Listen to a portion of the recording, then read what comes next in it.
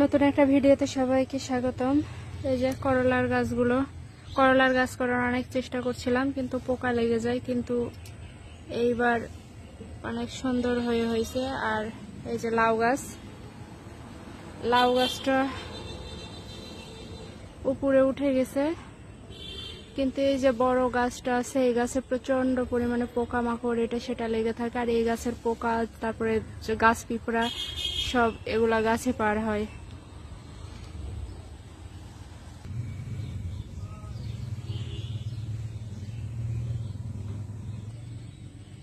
বলেছিলাম যে এই গাছ থেকে অনেক পরিমাণে বেগুন নেওয়া হয়েছে, তো আমি সেদিন একটা বেগুন আপনাদের দেখাই গেছিলাম।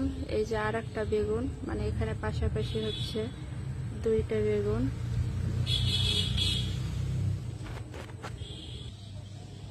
এই যে কচু পাতায় পড়লে পানি বন্ধ জমে থাকে না, কিন্তু আমার কচু পাতায় পানি জমে আছে।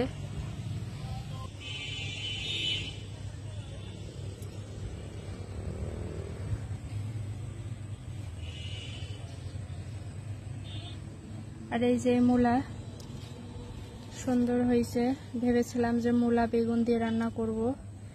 বেগুন হয়তো 2-1 এর মধ্যেই তুলে নেওয়া লাগবে।